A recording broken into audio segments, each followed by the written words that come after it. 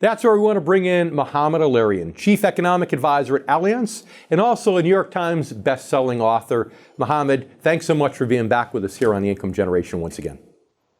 Thank you, David. It's a huge honor. So first, I want to ask you about the stock market. I'm concerned that when people start to realize that this different way of living, if you will, way of conducting business is going to last a lot longer than they're currently thinking, that there's likely to be a couple more significant down legs on the stock market.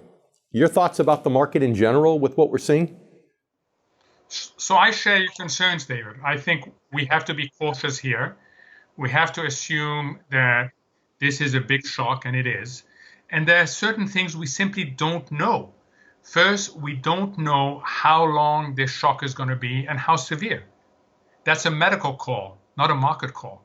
Secondly, we don't know how quickly the money approved by Congress and the White House will get to businesses. Will it get there before they go bankrupt or after? There's a huge difference for markets on that. And finally, the restart is tricky. You don't simply flick the switch. You have a very tricky restart process that's going to lead to a different landscape. So like you, I urge caution. If you're going to make a mistake right now, and the probability of making a mistake is high because this is such an uncertain environment, it's better to make a mistake of being too late in increasing risk exposure than too early. Sure.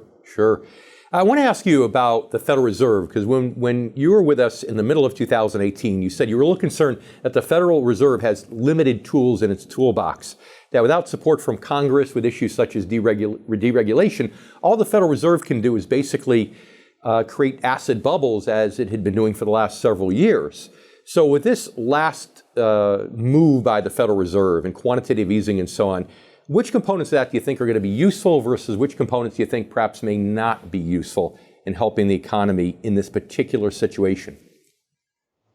So the component that was useful and I would say critical was countering what we are starting to see in the marketplace, which was failures, dislocations, discontinuity. Because had that continued, financial dislocations would have reverse contaminate the economy. And had that happened, we would have had not just a Great Depression like the 30s, but also on top of that, a global financial crisis. When you say financial dislocations, you're talking about keeping the plumbing moving in the financial markets, correct? Correct. It's when the pipes get clogged and you simply can't get anything done. And that is the role that the Federal Reserve can perform really well. What it cannot do, David, is it cannot generate genuine long-term economic growth. It doesn't have the tools for that. So when we emerge from this, we've got to emerge to a more comprehensive policy response that focuses on inclusive growth.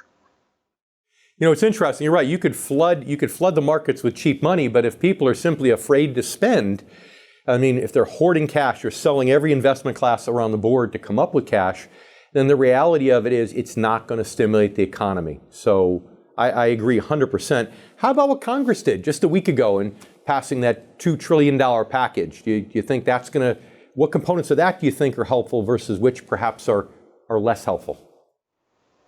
I think that both Congress and the White House should be commended for moving so quickly on something that was unthinkable.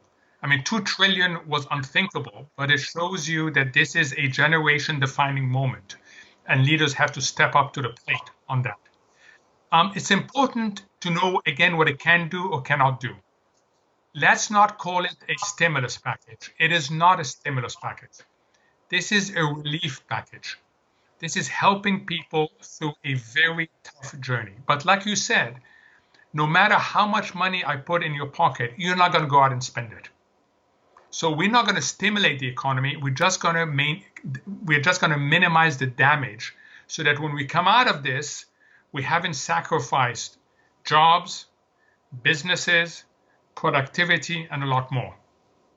Think about it. Even if somebody is making less than $75,000 a year, just because they get a check for $1,200, once again, doesn't mean they're going to go out and just spend it in any way that's not significant. I mean, yes, they might go and buy more food or things like that if they've lost their job, but I don't see what it's going to do to stimulate the economy. So I I agree with you there. So now you may not know this, but you have been, especially in my early years as a bond guy, you have essentially been my role model, okay? So whenever I get the chance to pick your brains for free when it comes to the bond industry, I love to do that. And since I have a captive audience right now, allow me to do that for a moment. We've gone through, and the biggest thing that we've done is looked at liquidity ratios, because at a time like this, I think corporate liquidity ratios are much more important than coverage ratios. So if you were to calculate a burn rate in terms of how long that liquidity could last with corporations, I know it's different across industries, but as a general rule, how long of a burn rate would you want to see in a bond issue to feel comfortable that this company is going to be able to weather the storm? So first and foremost, I think it's critical for people to listen to what you just said. This is the most important thing to look at when you're deciding whether to invest or whether to get out of a company, even at lower prices. Does the company have liquidity resilience? Can it keep the lights on?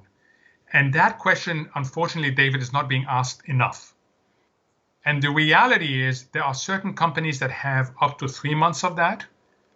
Most companies have up to 6 or 9 months of that, and only a few have beyond that. My view for my own investments, David, has been to go way up in quality, go up to the ones that have the longest runway, because I don't know how long this is going to last. I do know that if it gets addressed quickly and we're back to normal, whatever that looks like, I will make some money on the ones that I've invested in, not as much as I would have made had I taken the risky bet. But if it turns out that it lasts 9 to 12 months, I won't lose all my money. For the risk, because we have 20 seconds left before we have to take a commercial break. So at the risk of putting words into your mouth, you'd want to see about 12 months of liquidity then, it sounds like. Is that about right?